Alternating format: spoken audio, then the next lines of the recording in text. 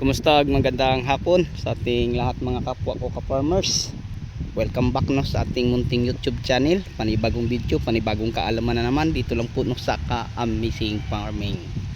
Okay, so from Luzon, Visayas at Mindanao, pati sa abroad at ibang bansa. So sa lahat ng mga viewers natin, sharer, commentator at saka sa aking mga subscriber, maraming salamat po no sa patuloy ninyo na pagsuporta sa ating mga ina-upload na video sa ating YouTube channel.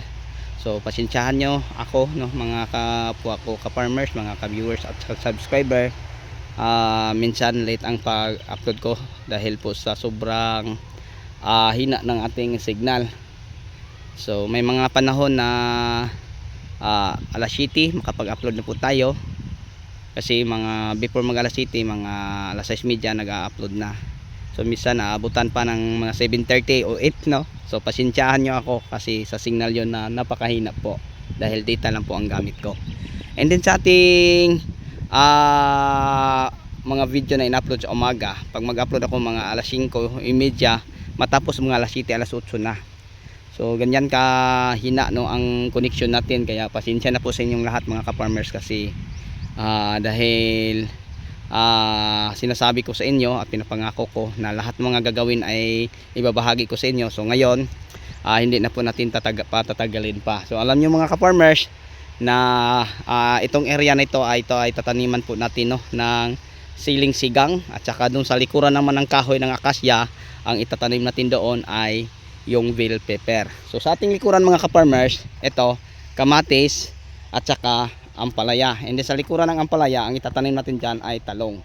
So ngayon mga ka-farmers, dito muna tayo. So hanggang dito lang ang ating tataniman ng mga kamatis no. Simula sa nakita yung track hanggang sa kanto na doon, nasa mga 1 hektarya kapin ata ito mga ka-farmers, ang ating area tataniman ng kamatis. And then ito daan. So ito ang ating linya para sa poste ng ating kamatis. And then ito naman mga ka-farmers ang ating linya no sa ating gilid sa ating siling sigang. So maglagay tayo dito ng mga trellis mga ka-farmers para matatalian natin ang sanga sa ating mga siling panigang, para ang mga bunga ay hindi lumapat sa lupa. So ngayon ang ginagawa namin, binubutasan natin to mga ka-farmers. Yan. So ganun pa din mga ka-farmers ang ating ginagawa. Butasan, lagyan ng fertilizer, pagkatapos ipot no. Kita nyo ipot sa manok. Yan, mga ipot ng manok. So kaya nga ginagawa ko tong video na to para sa mga nagtatanim ng mga siling sigang or bell pepper. May mga masundan kayong mga video no, araw-araw, kasi araw-araw ko to gawa ng content mga ka-farmers pag hindi lang tayo masyadong busy. Pero sinabi ko na sa inyo na lahat ng mga ginagawa araw-araw namin dito, kung nandito ako sa farm to, ay ibabahagi ko sa inyo. Kung sa isang area tayo o farm natin, kung ano man ang mga ginagawa, nag-harvest ba or nag-spray or nag-fertilizer, yan ibabahagi ko din sa inyo. So nakapagtanim na po tayo ng ampalaya no, sa kabilang area natin sa farm 1, kasi dito ay farm 2. So ngayon mga ka-farmers, ang mga tao natin ay hindi pa nakabalik, kaya apat kami. Isa ang nag-final dito, simula din papunta na doon. Nandoon ang mga ka-farmers ang ating tiller na bagong nabili, yung Yanmar ang engine. Yan, isa lang taong nagpirit simula kaninang umaga. So ngayon patapos na siya, nasa likuran na. So ngayon may dalawang naglinsa, so lalapitan natin para makita. And then ako ang naglagay ng fertilizer yon sa mga butas nila. So at saka ipot no, parang pagdating sa ating mga tao mamaya may matrabaho sila. So gagayahin lang nila mga ka-farmers, kaya dalawang linya lang ang ating nilagyan. So fertilizer, ganito fertilizer. Yan, may mga fertilizer na yan. Yan. So ang fertilizer, share ko lang po sa inyo para po sa kalaman sa lahat. Unique 16, Mega Multiplant Vitamin, at saka Wucosing Granule, and then Dufus. So ang mixing natin mga ka-farmers, isang sakong Unique 16, dalawang Dufus, dalawang Wucosing Granule, at isang Mega. So yun po, ihalo natin sila lahat no, ihalo. Kaya maraming kulay no ang ating fertilizer. So lapitan natin mga ka-farmers no. So may yellow, may brown, may puti, may basta marami mga ka-farmers, may black no. O may pula, red. So yun po ang ating mga nilalahok na mga fertilizer. So ngayon, samahan nyo ako para ipapakita ko sa inyo ang ginagawa. Dalawa lang sila mga ka-farmers. So siguro nasa mga pag matapos namin to mga 3-5 ba o 4. So dalawa lang sila. Yan, mga fertilizer. Nilagyan ko na ng mga fertilizer. So pagkatapos nito mga ka-farmers, kung nakita nyo may ano sa gitna. So ang tambakan namin siya ng lupa, tambakan. Simula din itambak diyan. And then kukubiran ng mulching kasi i-mulching natin ang ating siling sigang, no? So yon ang ating gagawin din eh. So ang yung kabiak din ano natin ihagis at saka yung pikas naman na side din eh. So magkabilaan mga ka-farmers para halimbawa pa mag-umulan mababa naman doon papunta sa ano damuhan. So may madaanan na ang tubig. So hindi na dumiretso doon. So ganun din mga ka-farmers din eh. Maglagay tayo ng irrigation banda dyan sa gitna, bagsak sa malalaki nating ginagawang irrigation sa gilid ng taniman ng ampalaya para safe ang ating tanim at hindi masira sa tubig ulan. So yun ang ating ginagawa. So yun mga ka-farmers may napansin kayo. So yun ang lupa nito papalahin pa namin side by side. So ano din kabila din sa kabila ang ano kalahati. So yun po mga ka-farmers ang may share ko sa inyo. So ito ang ginagawa sa ating mga tauhan.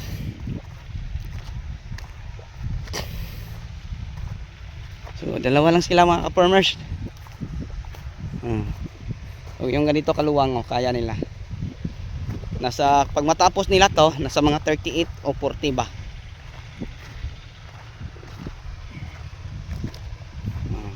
So ito ang ginagawa nilang panglinya. Yan, ito sa mga ka-farmers, sinukat to 4 feet ang ating kuan ano. Simula diyan papunta din ay 4 feet and then kalahating metro simula diyan papunta doon kalahating metro. No?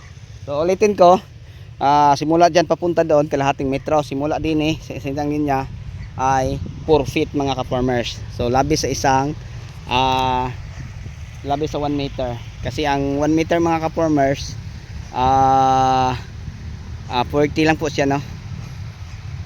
Samantalang ito ang 4 feet is nasa 48 inches. Ayan So sobrang tuwid papunta doon kasi may linsa. So ang butas ay inaano nila nilagyan ng linya. So sa ilalim pinaangat to ng mga ka-farmers, isang dampal ang taas, hindi nakalapat sa lupa para kahit maganon pa man mga ka-farmers manatili siyang magalaw pa man manatili siyang matuwid, no? Dahil nakaangat siya ng mga 4 inches. Tingnan nyo kahit nakaangat. So ngayon lapitan natin sila at para makita ninyo. Tingnan nyo mga hukay lang mga ka-farmers linya. Tansado na nila mga ka-farmers ang half meter. Yan ganda tingnan. Ganyan sila So simula dito mga ka-farmers nasa mga 32 na to matapos nila.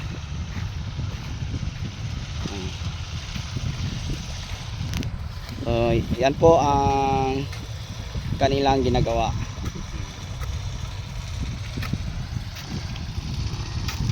Tansado na nila ang sukat.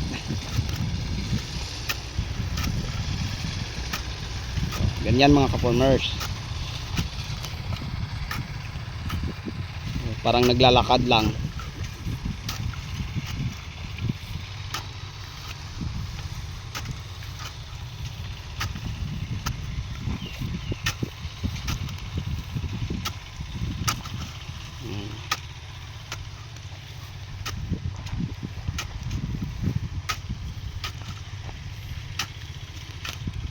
So ang ginagawa nila mga ka-farmers, no, may kahoy, inano nila ang kanilang panglinya. Yan. Para umangat. Kahit magalaw pa man, manatili siyang matuwid ang linya. So tingnan natin dito. Tansado. Tingnan nyo ang okay na oh. Magka ano.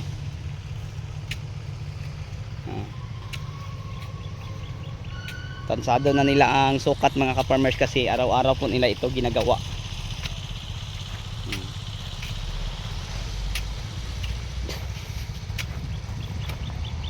Pagdating sa rescue, ipot, fertilizer, madali lang to mga ka-farmers. So walang kahirap-hirap sa mga may alam.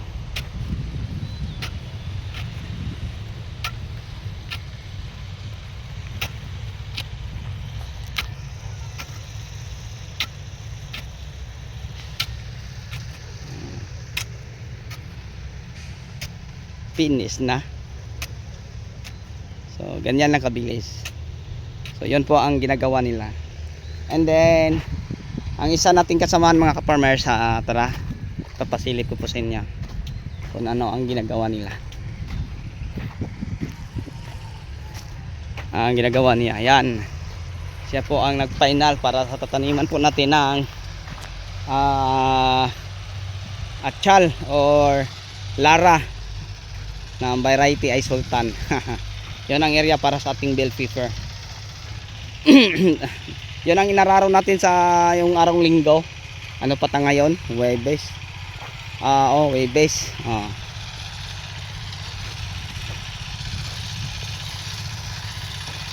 Yan.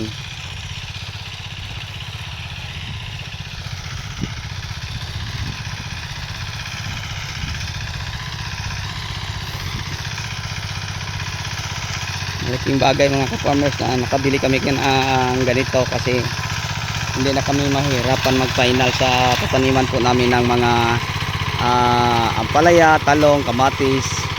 Ito na mga ka-farmers ang aming ginagawang pang-final o pandorog, yung tiller na yon. Okay, so bago tayo magtapos, ako po ay magpapasalamat po sa inyo, no, na tinapos niyo ang video. And then pahingi naman ng favor, don't skip my ads kasi doon po kami kumikita bilang isang content creator. Nag-a-upload palagi ng video. And then maraming salamat na sa inyong panood at tinapos po niyo yung video na to. So abangan niyo lang mga ka-farmers ang mga iba pang ina-upload natin mga video.